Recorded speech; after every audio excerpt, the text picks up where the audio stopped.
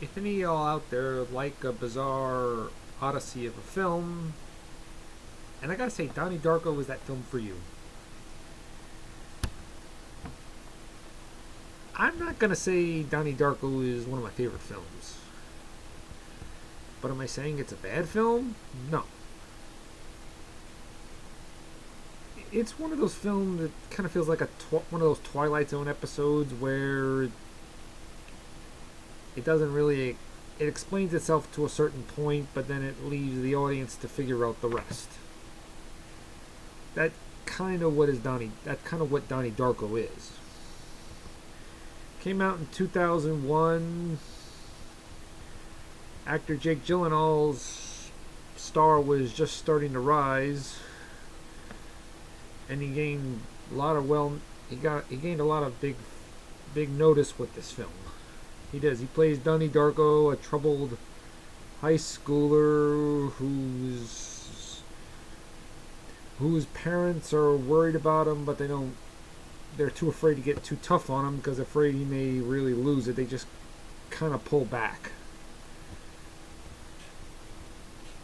Donnie starts seeing visions of a giant rabbit named Frank, who is telling him to do these things. There's an apocalypse coming, and so forth. And why is Frank telling him these things? Well, you'll have to see the movie to find out. And you'll be surprised when you learn more about who Frank is as the movie goes on. Oh, will you be surprised? Donnie meets a lost soul in Gretchen, played by Jenna Malone. They really instantly click and so forth, and Donnie learns more about time travel and what things go around, etc. I don't want to tell you anymore. This is a very weird film. It's interesting, and at the same time it kind of loses me in some spots. Still an entertaining film, really. Jake Gyllenhaal's performance was very effective. He is sympathetic and at the same time creepy. Sometimes you don't know whether to be frightened of him or you just want to give him a big hug because you just kind of feel bad for him. Jenna Malone was also good as Gretchen. She and Gyllenhaal have great chemistry, and the guy playing Frank, had that real creepy presence about him whenever he's on screen.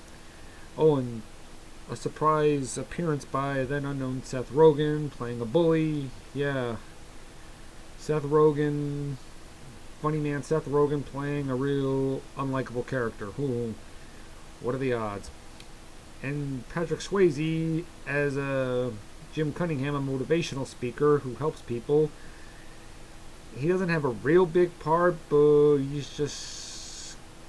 just kind of embodies the scenes he's in, and he does it so well. The late great Patrick Swayze, and tries to help kids, and Donnie's the only one who sees right through his BS, amazingly.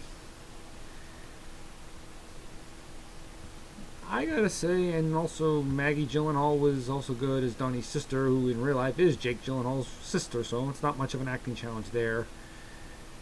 It's a very weird film that it only makes sense if you look deeper, and I looked a little deep, but not that much. I'm not saying it's one of my favorite films, but it's an entertaining film, so if you love weird Odyssey films, give this movie a look. I give Donnie Darko an 8 out of 10. Bye-bye.